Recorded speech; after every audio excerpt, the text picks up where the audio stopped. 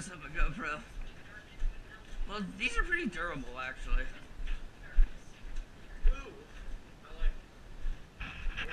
Whoa. Those stalactites. Yep. Ha! The mics on the bottom, right? Correct. I was just getting rid of. What? Wait. I was gonna like take a picture without like it. I know I was trying to be though. I know Jacob doesn't want his face in, so I figured I would go first. Yeah. I'm gonna make a memory scrapbook of this. Can I go? We all gather in a little bit. I hope you don't mind, you're gonna be on YouTube later.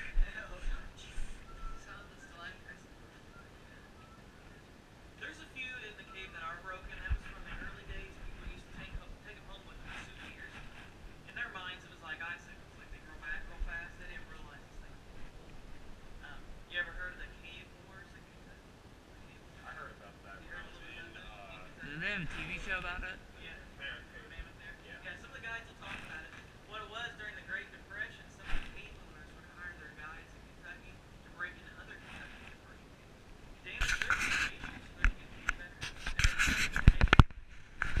Pretty sad, I guess, but ways to make money, so, but interesting. So sadly, that happened. Luckily, it didn't happen all the way up here to the worst of it. But what were some of the basics here for you? What happened? There was an underground stream that came through here, carved all this out to get the big space that we're in. The cave has 3 levels to it. This is the first level. The cave began. These ledges used to be on the floor. They used to connect. Eventually, the water seeped through the cracks and crevices in that floor, formed the bigger passage below, and there's a passage further down, bigger than all this. So that's where all the water is now formed for the cave. We actually offer adventure tours here at the cave too. It's where you wear a helmet, headlight, roll around through the cave in some of these areas. We have 7 different adventure tours, for anywhere from 2 to 6 hours long, depending on which area you take. So something to think about doing someday. 6 hours there, 6 hours there and back.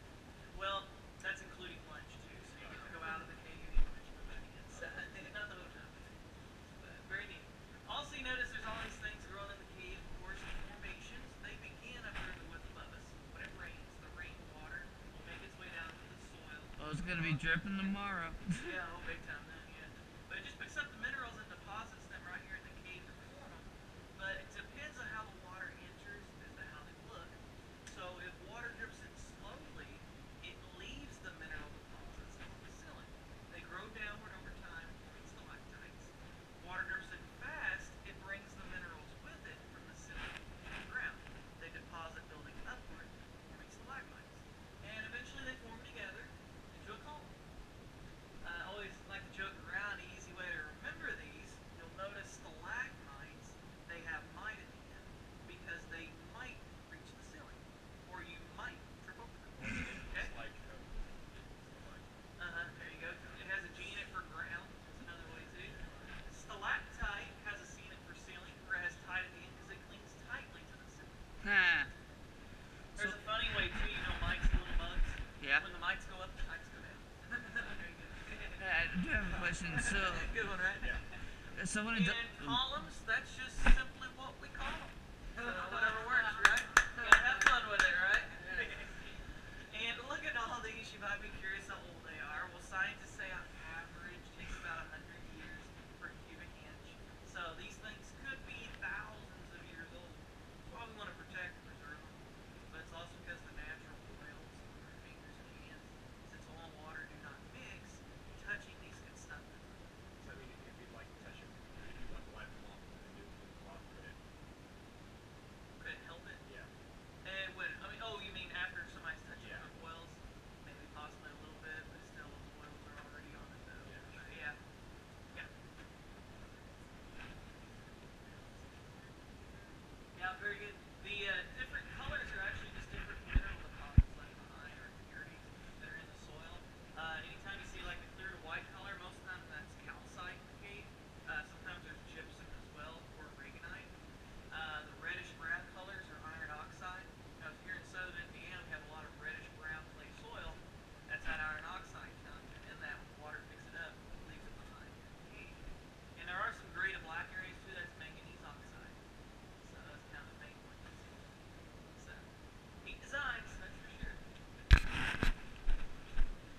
I do have to ask, when it rains, can you tell? Like, will it start dripping? Depends on where you're at. Some areas of the cave, when it's raining, it's still kind of dry. But Okay. some areas, yeah, it's a big downpour. I'll need to follow up with you for video.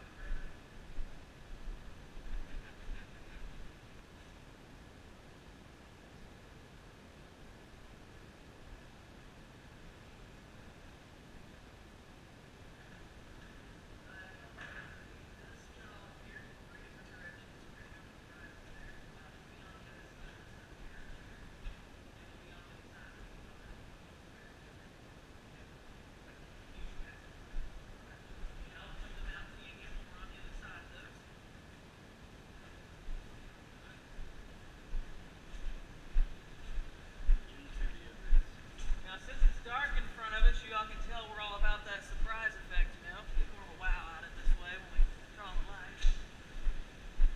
Oh, is this where you have to walk up the stairs? There are some steps up here. Okay. Yeah, a few of them, not very many. Look at all this. Very nice, huh? Good size stalagmite. Some look like skyscrapers almost. Some people say it looks like ice cream cones. Oh my gosh, that does. Gelato, yeah. So I got another quick question. Like, if we get a bunch of rain, will this actually flood, or is it? Good question. I was asked if this cave will flood if we get a lot of rain. It'll flood in the lower level of the cave, but it's so big down there that it doesn't really affect up here so much. There's some areas up here in the upper passages where water might pool up, but no like rushing water or anything like that. The lower level, there's places down there that are 60 feet in height. So it would take a lot of water to get all the way up this way. Yeah. Do they ever pool with water? Yeah, there's some areas that do. Yeah. Is there any life forms at all that are like crawling around in the water? Yeah, of course there's some creatures that can be on the ground instead of just in the water, like salamanders. Are there any blind holes? Yeah, there's that blind one. Hole in soil in this picture? Not as far as I know, there's not. There could be. But I know we have some cave fish and cave crawdads that live in the cave in the lower level, have no eyes, and they're translucent. You can see through them. See their organs inside of them. That's cool and nasty at the same time. Yeah.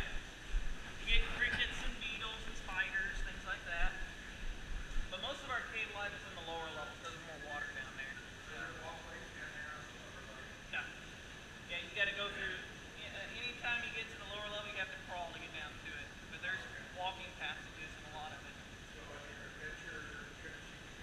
Oh yeah. Yep. Yeah, we always call them adventure tours instead of crawling tours. We found if you call them crawling tours, everybody thinks you crawl the whole time. But you don't. Yeah. Most of the time you walk, it's just every now and then you crawl to get to another area. It's neat though. I noticed a lot of broken formations, so it's kind of sad. Yeah.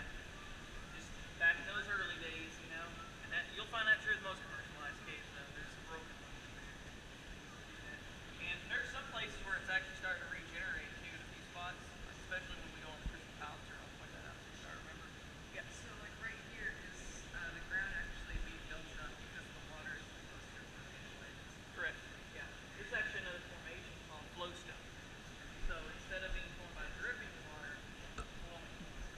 Big sheets of minerals behind it.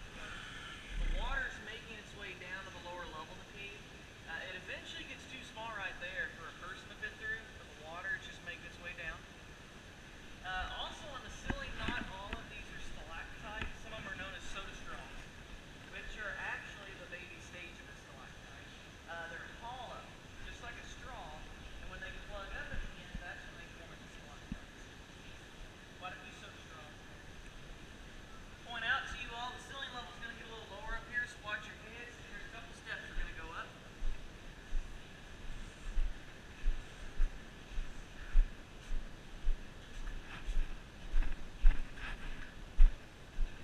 Yeah, watch your head. They're like trees through here. Jeez. Adventure time. So what do you guys turn the light switches off as you go along? That one was an on switch though. Oh. Oh, that broke. I gotta flip that again. I gotta flip it.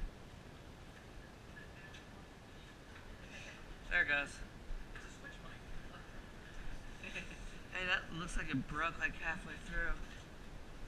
What, this one? Yeah. The cross?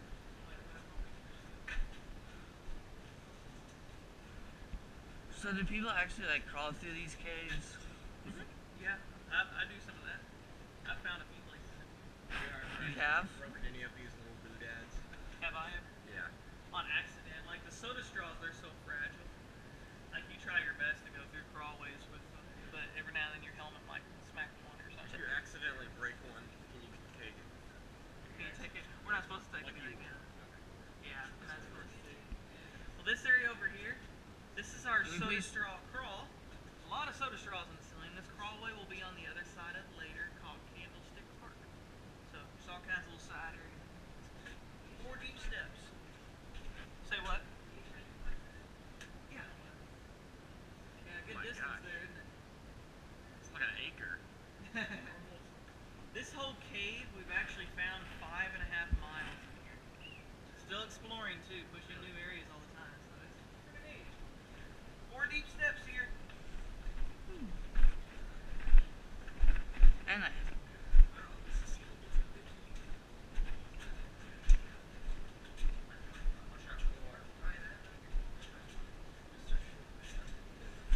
And Jackson, at least you're not bald.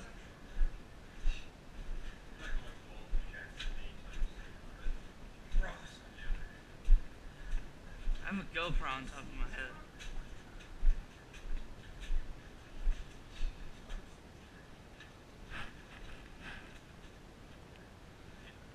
Well, ceiling levels get a little lower. Taller ones watch your heads, and to make it more interesting, the floor also rises. So be careful here. There's a puddle at the curve here. See? Wait, did the lights turn on? That one wasn't all switched. Oh. So, are these spots approximately when they dug out areas? Right, this area here, you can tell kind of where the floor was all along through there. At one time, people had to crawl to get to some of these other rooms on this side, so just park commercialized. Kind of looks like a castle over here on the right. I gotta get a picture. The last time I was here was like maybe 3rd, 5th grade. Oh, yeah? I was a lot shorter than Seems a little different to you now, right? Yeah, I didn't have a camera back then. I didn't either. A lot of times people will ask me about these broken formations on the ground, like if people could have done that. It's possible, but I think this actually happened long before there was tours. I mean, it's actually stuck in the flowstone. Who knows, a wild animal could have wandered through here and knocked it over. You know, it's really neat. We actually did find a prehistoric bear tooth, Ice Age bear tooth, down the lower level. Estimated 10 to 40,000 years old. We have that little glass display in the gift shop. Just for sale. Not for sale though. No, that'd be interesting. Priceless though. So how fragile are some of these? The soda straws are very fragile. There's some of them that are so fragile you could just blow on them and they fall apart. So what happens if there's like an earthquake or something? Good question. I'll answer that for you later. Okay. There's a good What about spot to that talk thing about. if you were to like Good push question. that way? Safer than you think. Yeah. That one's pretty good there. It's in there.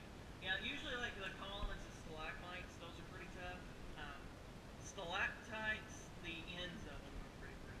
They can fall apart. And soda straws are definitely. I will say this would be safe because if you get in a tornado, you might lose power, but you'll be safe. During a tornado. There was actually a tornado back in 2004. It was an F3 tornado that came through Marengo, and it was in May. It was real busy, so we had to rush people down to the cave. They were all safe down here. There was a lot of vehicle damage though when they got back out. Oh yeah. They were safe. Yeah. Well,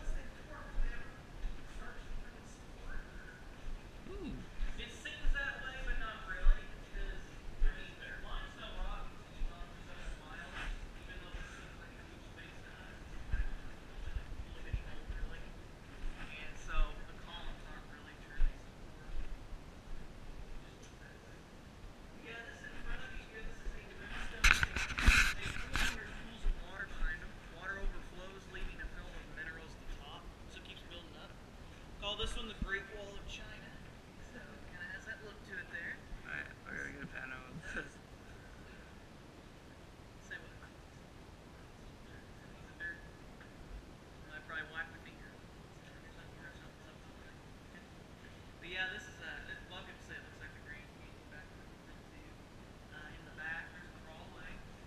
It's a neat area back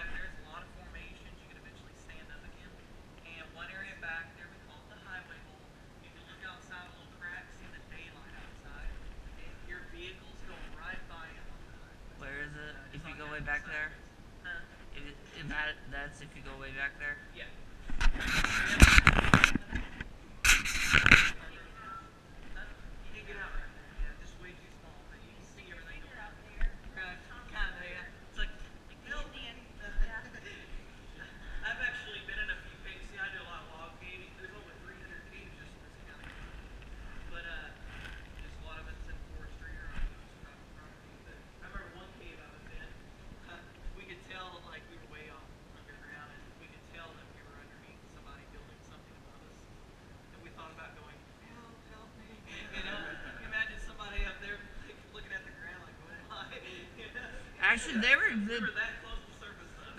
they were on MythBusters in a cave, seeing if you could actually hear some, like someone like mining or making noise, and so they dug a hole, put like a thing down there, and to see if you could hear. I think the further you go, the more you can hear. I don't know. Depends on the acoustics. I Yeah, guess, but the episode was old, so I forget it. Yeah, we could tell somebody was hammering, and then right above us on a building or something. That would be funny. I tried to do real skull on because I'll tell you, we went to Sullivan Cave a couple of years ago, and there's some tight spots in there. There's a lot of caves in that area. Now that would have been awesome to have a GoPro. Yeah. What happened to this line right there? Yeah, there's just kind of a separation of the ceiling there, being from the ceiling. I guess the way of the formation was a thin layer of rock right there or something. What's the deal with all these white lines? Those are fractures in the rock. Cracks, so water basically finds the easy route, so that's why there's formations there. And eventually, it's kind of interesting, the formations actually kill themselves off. Because in a way, they seal it. They seal the cracks, and eventually they'll dry out once they all seal up. Is there good acoustics in here? Depends on where you're at. Me. There's a few spots in the cave further down that we'll see that kind of really good. That would be. I wonder how loud it would be if you played the drums. The drums. Yeah. Interesting. There's actually an area in the cave called the bandstand. I'll show you later on where bands play. Oh, here's another bat. This one's a little closer to us. Wait, keep the flashlight on it. That one doesn't have all that moisture all over it. What kind is that? That one's probably a little brown there. More likely. Little browns, they're a little darker than the pipistrels. And the pipistrels actually have like different colors on their bird. Their wings kind of see different colors on it. So, little browns. Oh my gosh. They're the same size as the pipistrels. Why is he not whispering? He's asleep. I don't know. Yeah, I mean, yeah, in a way they are in hibernation. They hibernate from November to April. But I've actually seen them like kind of move around, like when there's a tour by, like it can hear us pretty well. Are there vandals? But I've never had them like fly away. So Yeah, I don't know if they're just used to Yeah, it, look maybe. right there. Somebody wrote their name all over up there. Yeah, there's a few places in the cave where there's some names. We call that historical graffiti. So that's something we do nowadays. It became illegal in 1947. So before then, people used to do that stuff all the time. They'd use a rock and scratch it out, or they would use soot from their candle or torch, smoke writing, or old ink, things like that. So we'll see some more of that in the cave too. But there's a few here. As the ceiling gets shorter, Yeah, ceiling levels get lower. Watch your heads. watch your heads. Pathways narrow. Is it just me, or does this one look like a totem pole? Looks like elephant heads stacked on each other in the It middle? does. Yeah. Or a spinal column.